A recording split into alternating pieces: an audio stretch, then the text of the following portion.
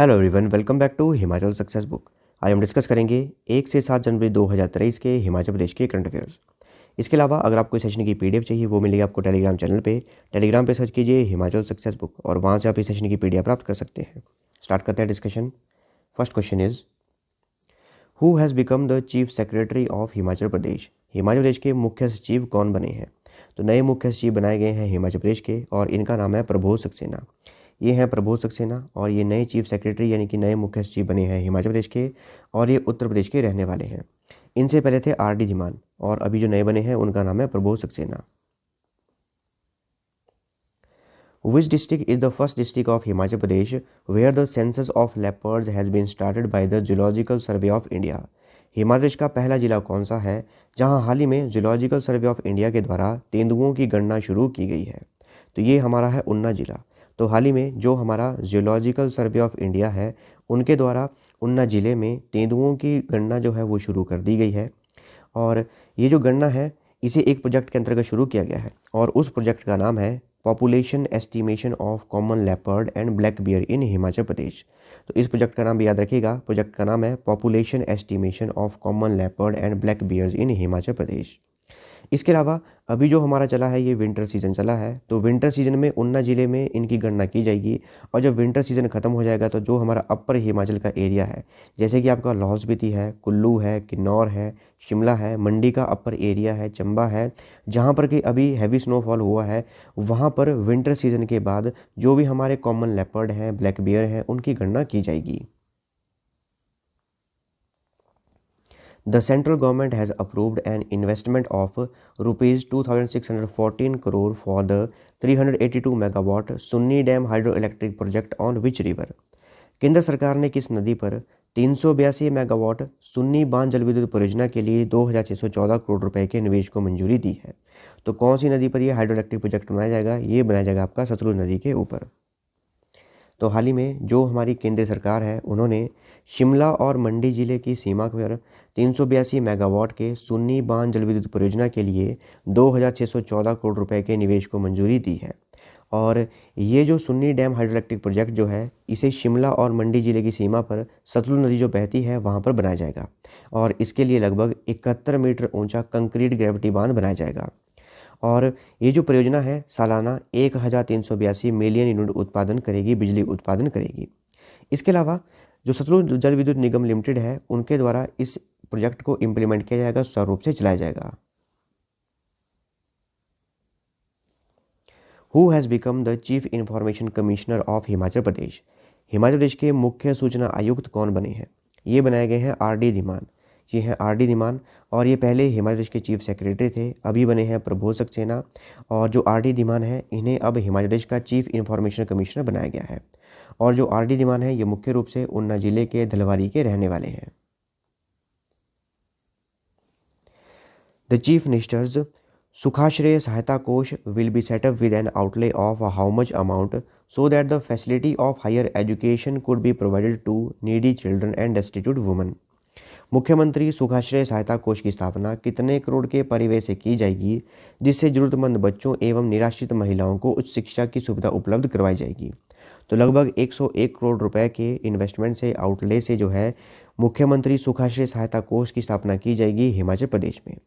और ये जो हमारा मुख्यमंत्री सुखाश्रय सहायता कोष है इसके अंतर्गत जो भी जरूरतमंद बच्चे हैं हिमाचल प्रदेश में और निराश्रित महिलाएं हैं उन्हें सुविधा उपलब्ध करवाई जाएगी। इसके अलावा उन्हें उच्च शिक्षा भी उपलब्ध करवाई जाएगी और इसके लिए लगभग हिमाचल प्रदेश से लगभग 6,000 बच्चे और निराश्रित महिलाएं हैं उनकी पहचान की गई है और उन्हें इस योजना का लाभ दिया जाएगा। Who is the present chairman of state human rights commission of Himachal Pradesh? Himachal Pradesh के राज्य मानवाधिकार आयोग के वर्तमान अध्यक्ष कौन है? ये हैं हमारे पी.एस. राणा। पी.एस. राणा जो हैं ये चेयरमैन हैं स्टेट ह्यूमन राइट कमीशन के हिमाचल प्रदेश के। इसके अलावा जो डॉक्टर अजय भंडारी हैं और अवतार चंद्र डोगरा हैं ये दोनों ही मेंबर हैं हमारे हिमाचल प्रदेश के ह्यूमन राइट कमीशन के। Who is the present Lokayukta of Himachal Pradesh? Himachal Pradesh के वर्तमान लोकायुक्त कौन है? ये हैं justice C B. Barowalia. Justice C B. Barowalia जो हैं हिमाचल प्रदेश के लोकायुक्त हैं। The 11th national winter carnival has been organised from 2 to 6 January 2023 at which place. 11वें राष्ट्रीय शीतकालीन कार्निवाल का आयोजन 2 से 6 जनवरी 2023 तक किस स्थान पर किया गया है? ये किया गया है कुल्लू जिला के मनाली में। कुल्लू जिला के मनाली में हर वर्ष ही नेशनल विंटर कार्निवाल इसका आयोजन किया जाता है। इसके अलावा ये जो हमारा नेशनल विंटर कार्निवाल है ये 5 दिन तक चलता है और इस बार जो है 2 जनवरी से लेकर 6 जनवरी तक इसका आयोजन किया गया। इसके अलावा जो हमारा ये विंटर कार्निवाल है इसे शुरू करने के लिए हमारा जो मनाली में माउंटेनियरिंग इंस्टीट्यूट है यानी कि पर्वतारोहण संस्थान है उसके उस समय के जो डायरेक्टर थे, निदेशक थे हरनाम सिंह, इनकी अहम भूमिका थी। और वर्ष 1999 में उस समय के जो मुख्यमंत्री थे हिमाचल प्रदेश के प्रेम कुमार धूमल जी, उनके द्वारा विंटर कार्निवाल को राज्य स्तरीय उत्सव यानी कि स्टेट लेवल फेस्टिवल का स्टेटस दर्जा दिया गया। और इसके बाद वर्ष 2011 में ये जो हमारा विंटर कार्निवाल है इसे नेशनल लेवल का स्टेटस दिया गया। तो याद रखिएगा वर्ष 2011 में राष्ट्रीय स्तर का दर्जा यानी कि नेशनल लेवल का स्टेटस दिया गया था।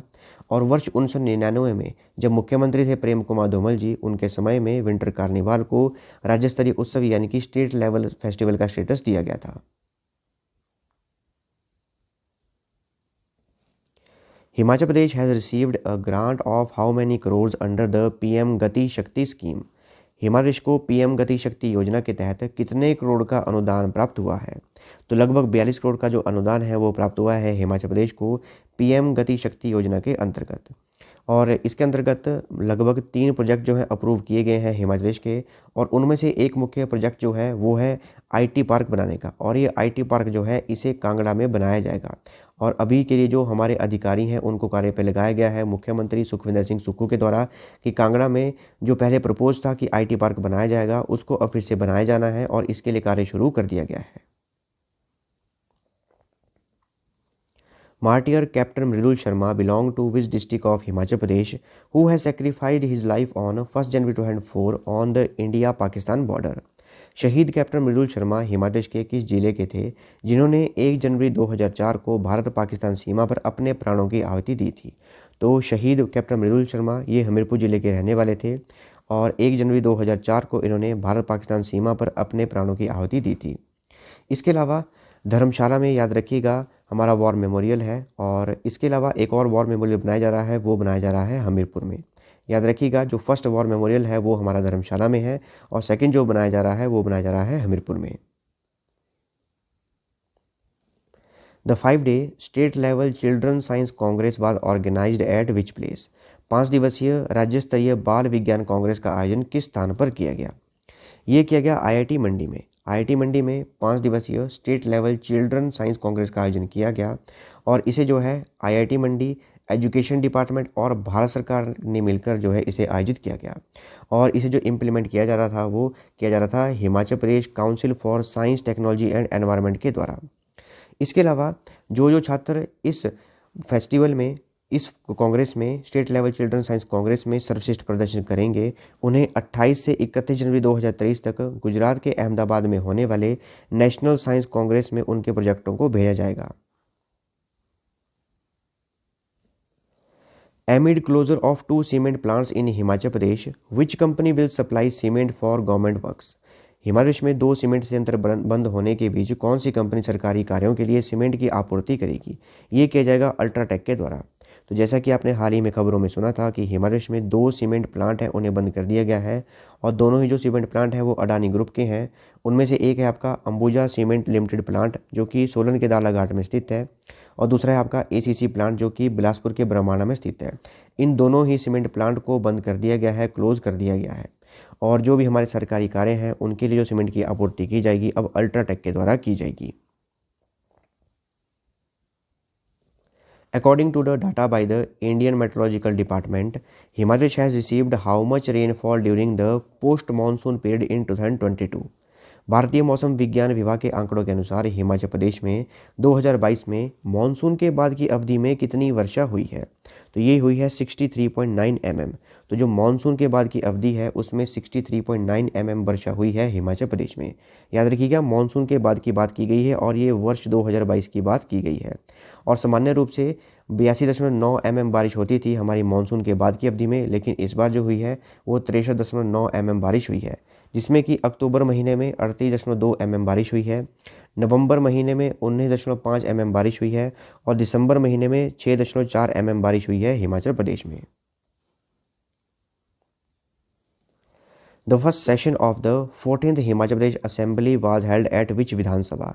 14वीं हिमाचल प्रदेश विधानसभा का पहला सत्र किस विधानसभा में आयोजित किया गया था?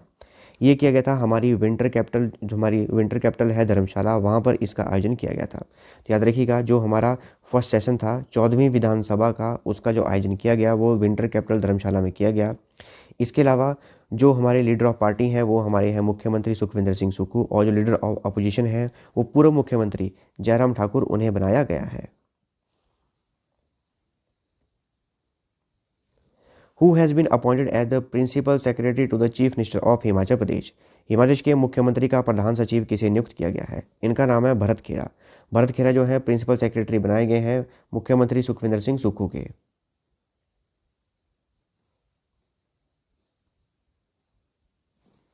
Chief minister Sukhvinder Singh Sukhu unveiled a bust of former chief justice of India justice Mehr Chand Mahajan at which place.